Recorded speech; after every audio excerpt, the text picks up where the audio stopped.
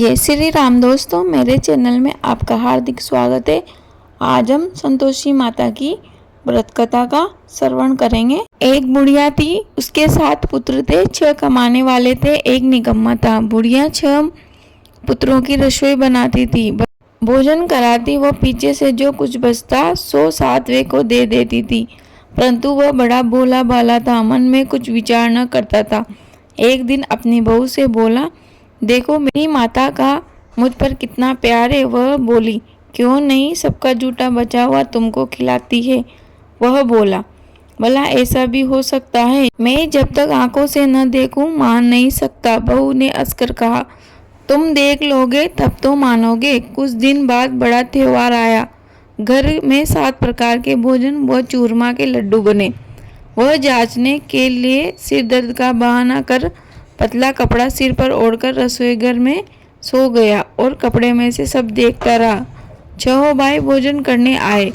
उसने देखा माँ ने उनके लिए सुंदर सुंदर आसन बिछाए हैं, 7 प्रकार के रसोई परोसी है। वह आग्रह कर करके 6 पुत्रों को जिमाती है। वह देखता रहा। 6 भाई भोजन कर उठे, तब माता ने उनकी जूठी थालियों में से लड्डू के टुकड़ों को उठाया और एक लड्डू बनाया।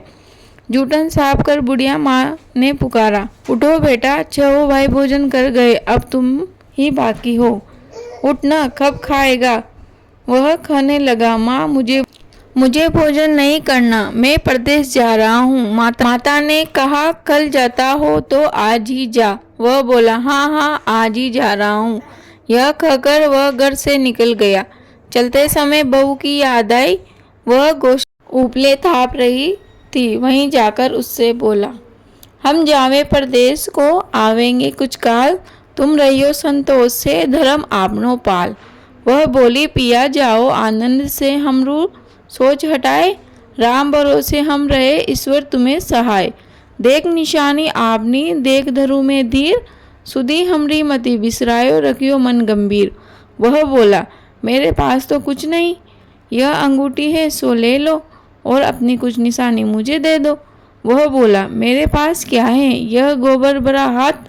यह कहकर उसकी पीठ पर गोबर के हाथ की थाप मार दी। वह चल दिया। चलते चलते दूर देश में पहुंचा। वहां पर एक साहूकार की दुकान थी। वहां जाकर कहने लगा, भाई मुझे नौकरी पर रख लो। साहूकार को जरूरत थी। वो बोला, रह जा। लड़के ने पूछा, तनख्वाह क्या दोगे? साहूकार ने कहा, काम देखकर दाम मिलेगा। साहूकार की नौकरी मिली। वह सवेरे 7 बजे से रात तक नौकरी बजाने लगा। कुछ दिनों में दुकान का सारा लेन देन, हिसाब किताब, ग्राहकों को माल बेचना, सारा काम करने लगा। साहूकार के 7-8 नौकर थे। वे सब चक्कर खाने लगे कि यह तो बहुत होशियार बन गया। सेठ ने भी काम देखा और 3 महीने में आधे मुनाफे का साझीदार बना लिया। वह 12 वर्ष में ही नामी सेठ बन गया और मालिक सारा कारोबार उस पर छोड़कर बाहर चला गया। अब बहू पर क्या बीती सो सुनो। सास ससुर उसे दुख देने लगे। सारी गृहस्थी का काम करके उसे लकड़ी लेने जंगल में भेजते। इस बीच घर की रोटियों के आटे से बची भूसी निकलती, उसकी रोटी बनाकर रख दी जाती और कुटे नारियल के खोपरे के पानी। इस तरह दिन बीतते रहे। एक दिन वह लकड़ी लेने जा रही थी। रास्ते में बहुत सी स्त्रियां संतोषी माता का व्रत करती दिखाई दी। वह वहां खड़ी हो कथा सुनकर बोली, बहनों, यह तुम किस देवता का व्रत करती हो और इसके करने से क्या फल मिलता है? इस व्रत के करने की क्या विधि है? यदि तुम अपने व्रत का विधान मुझे समझाकर कहोगी तो मैं भी तुम्हारा अहसान मानूंगी। तब उनमें से एक स्त्री बोली, सुनो, यह संतोषी माता का व्रत है।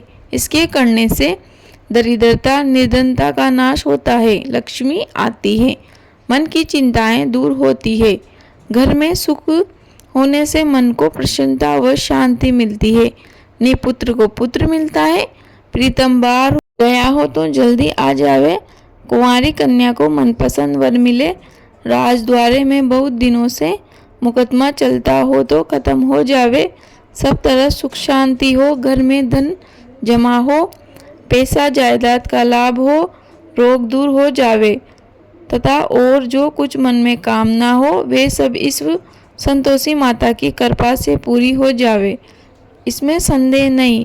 वह पूछने लगी, यह व्रत कैसे किया जावे, यह भी बताओ तो बड़ी कृपा होगी। स्त्री कहने लगी, 1.25 रुपये का गुड़ चना लेना, इच्छा हो तो 5.25 रुपये का लेना या 11.25 रुपये का भी सहूलियत अनुसार लेना, बिना परेशानी, श्रद्धा व प्रेम से जितना बन सके सवाए लेना। 1.25 रुपये से 5.25 रुपये तथा इससे भी ज़्यादा शक्ति भक्ति अनुसार ले। हर शुक्रवार को निराहार कथा कहना सुनना, इसके बीच कर्म टूटे नहीं, लगातार नियम पालन करना। सुनने वाला कोई ना मिले तो घी का दीपक जला, उसके आगे जल के पात्र को रख कथा कहना, परंतु नियम न टूटे। जब तक कार्य सिद्ध न हो नियम का पालन करना और कार्य सिद्ध हो जाने पर ही व्रत का उद्यापन करना। 3 मास में माता फल पूरा करती है। यदि किसी के कोटे ग्रह हो तो भी माता 1 वर्ष में अवश्य कार्य को सिद्ध करती है। कार्य सिद्ध होने पर ही उद्यापन करना चाहिए, बीच में नहीं। उद्यापन में 2.5 सेर आटे का खाजा तथा इसी परिणाम से खीर तथा चने का स्याग करना।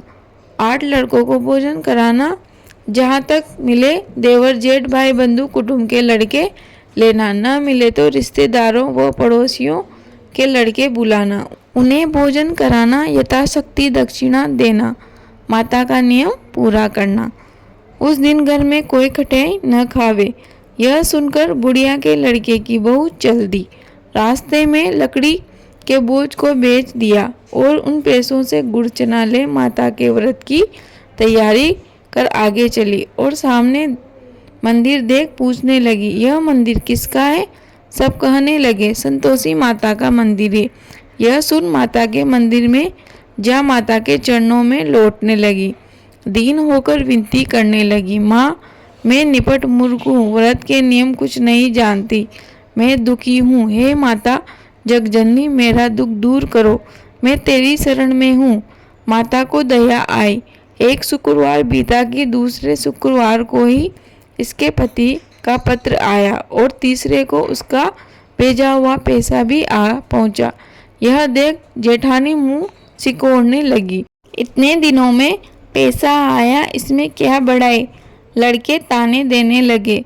काकी के पास अब पत्र आने लगे, रुपया आने लगा, अब तो काकी की खातिर बढ़ेगी, अब तो काकी बुलाने से भी नहीं बोलेगी। बेचारी सरलता से कहती, भैया पत्र आवे रुपया आवे तो हम सबके अच्छा है। ऐसा कहकर आंखों में आंसू भरकर संतोषी माता के मंदिर में आ मातेश्वरी के चरणों में गिरकर रोने लगी। माँ मैंने तुमसे पैसा नहीं मांगा, मुझे पैसे से क्या काम, मुझे तो अपने स्वार्थ से काम है, मैं तो अपने स्वामी के दर्शन और सेवा मांगती हूँ। तब माता ने प्रसन्न होकर कहा, जा बेटी तेरा स्वामी आएगा। यह सुन खुशी से बावली हो घर में जा काम करने लगी। अब संतोषी माँ विचार करने लगी, इस भोली पुत्री से मैंने कह तो दिया तेरा पति आएगा, पर आवेगा कहाँ से? वह तो स्वप्न में भी इसे याद नहीं करता, उसे याद दिलाने मुझे जाना पड़ेगा। इस तरह माता बुढ़िया के बेटे के पास जा स्वप्न में प्रकट हो कहने लगी, साहूकार के बेटे सोता है या जागता है? वह बोला, माता सोता भी नहीं हूँ जागता भी नहीं हूँ, बीच में ही हूँ, कहो क्या आज्ञा है? माँ कहने लगी, तेरा घर बार कुछ है या नहीं? वह बोला, मेरा सब कुछ है माता, माँ बाप भाई बहन बहू क्या कमी है? माँ बोली, बोले पुत्र तेरी स्त्री घोर कष्ट उठा रही है, माँ बाप उसे दुख दे रहे हैं, वह तेरे लिए तरस रही है, तू उसकी सुध ले। वह बोला, हाँ माता यह तो मुझे मालूम है, परंतु मैं जाऊँ तो जाऊँ कहाँ? परदेश की बात है, लेन देन का कोई हिसाब नहीं, कोई जाने का रास्ता नजर नहीं आता, कैसे चला जाऊँ? माँ कहने लगी, मेरी बात मान, सवेरे नहा धोकर संतोषी माता का नाम ले, घी का दीपक जला, दंडवत कर दुकान पर बैठ जा, देखते देखते तेरा लेन देन सब चुक जाएगा, जमा माल बिक जाएगा, सांझ होते होते धन का ढेर लग जाएगा। जब सवेरे बहुत जल्दी उठ उसने लोगों से अपने सपने की बात कही तो वे सब उसकी बात अनसुनी कर दिल लगी उड़ाने लगे। कहीं सपने भी सच होते हैं। एक बूढ़ा बोला, देख भाई मेरी बात मान, इस प्रकार साथ झूठ करने के बदले देवता ने जैसा कहा है वैसा करने में तेरा क्या जाता है। वह बूढ़े की बात मान स्नान कर संतोषी माता को दंडवत कर घी का दीपक जला दुकान पर बैठ गया। थोड़ी देर में वह क्या देखता है कि देने वाले रुपया लाए, लेने वाले हिसाब लेने लगे। दुकान में भरे सामानों के खरीदार नगद दाम में सौदा करने लगे। शाम तक धन का ढेर लग गया। माता का चमत्कार देख प्रसन्न हो मन में माता का नाम ले घर ले जाने के वास्ते गहना कपड़ा खरीदने लगा और वहाँ के काम से निमटकर घर को रवाना हुआ। वहाँ बहू बेचारी जंगल में लकड़ी लेने जाती है। लौटते वक्त माँ के मंदिर पर विश्राम करती है। वह तो उसका रोजाना रुकने का स्थान था। दूर से धूल उड़ती देख वह माता से पूछती है, हे माता यह धूल कैसी उड़ रही है। माँ कहती है, हे पुत्री तेरा पति आ रहा है, अब तू ऐसा कर लकड़ियों के 3 बोझ बना ले, एक नदी किनारे रख, दूसरा मेरे मंदिर पर और तीसरा अपने सिर पर रख।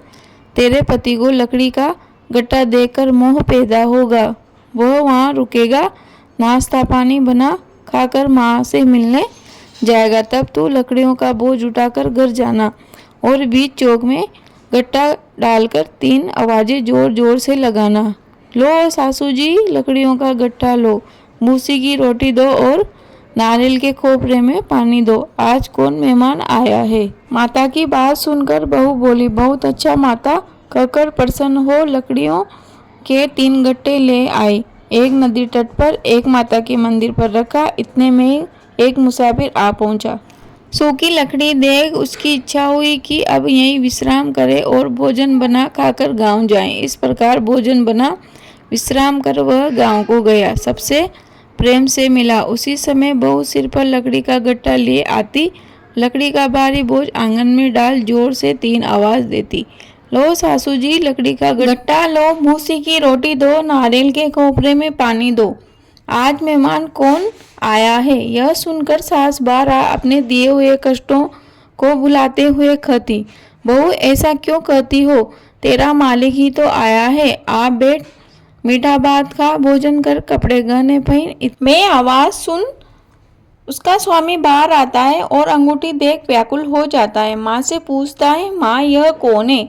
माँ कहती है, बेटा यह तेरी बहू है, आज 12 वर्ष हो गए तू जब से गया है, तब से सारे गांव में जानवर की तरह भटकती फिरती है, काम काज घर का कुछ नहीं करती, 4 समय आकर भोजन खा जाती है। अब तुझे देखकर भूसी की रोटी व नारियल के खोपरे में पानी मांगती है। वह लज्जित हो बोला, ठीक है माँ, मैंने इसे भी देखा है और तुम्हें भी देखा है, अब मुझे दूसरे घर की चाबी दे दो तो मैं उसमें रहूं। तब माँ बोली, ठीक है बेटा, तेरी जैसी मर्जी, कहकर चाबी का गुच्छा पटक दिया। उसने चाबी ले दूसरे कमरे में जो तीसरी मंजिल के ऊपर था खोलकर सारा सामान जमाया। एक दिन में ही वहाँ राजा के महल जैसा ठाट बाट बन गया। अब क्या था, वे दोनों सुखपूर्वक रहने लगे। इतने में अगला शुक्रवार आया। बहू ने अपने पति से कहा, मुझे माता का उद्यापन करना है। पति बोला, बहुत अच्छा, खुशी से करो। वह तुरंत ही उद्यापन की तैयारी में लगी। जेठ के लड़कों को भोजन के लिए कहने गई। उसने मंजूर किया, परंतु पीछे जेठानियों ने अपने बच्चों को सिखलाया कि देखो रे, भोजन के समय सब लोग खटाई मांगना से उसका उद्यापन पूरा ना हो। लड़के झीमने आए, खीर पेट भर कर खाई, परंतु याद आते ही कहने लगे, हमें तो कुछ खटाई दे दो, खीर खाना हमें भाता नहीं, देखकर अरुचि होती है। बहू कहने लगी, खटाई किसी को नहीं दी जाएगी, यह तो संतोषी माता का प्रसाद है। लड़के तुरंत उठ खड़े हुए, बोले, पैसा लाओ। बोली बहू कुछ जानती नहीं थी, सो उन्हें पैसे दे दिए। लड़के उसी समय जाकर के इमली ला खाने लगे। यह देखकर बहू पर माताजी ने कोप किया। राजा के दूत उसके पति को पकड़कर ले गए। जेठ जेठानी मनमाने खोटे वचन कहने लगे। लूट लूट कर धन इकट्ठा कर लाया था, सो राजा के दूत पकड़कर ले गए। अब सब मालूम पड़ जाएगा जब जेल की हवा खाएगा। बहू से यह वचन सहन नहीं हुए। रोती रोती माता के मंदिर में गई। हे माता, तुमने यह क्या किया? हंसाकर अब क्यों रुलाने लगी? माता बोली, पुत्री, तूने उद्यापन करके मेरे व्रत को भंग किया है। इतनी जल्दी सब बातें भुला दी। वह कहने लगी, माता, भूली तो नहीं हूँ, न कुछ अपराध किया है। मुझे तो लड़कों ने भूल में डाल दिया। मैंने भूल से उन्हें पैसे दे दिए। मुझे क्षमा कर दो माँ। माँ बोली, ऐसी भी कोई भूल होती है क्या? वह बोली, माँ, मुझे माफ़ कर दो, मैं फिर तुम्हारा उद्यापन करूँगी। माँ बोली, अब भूल मत करना। वह बोली, अब नहीं होगी। माँ, अब बदलाओ।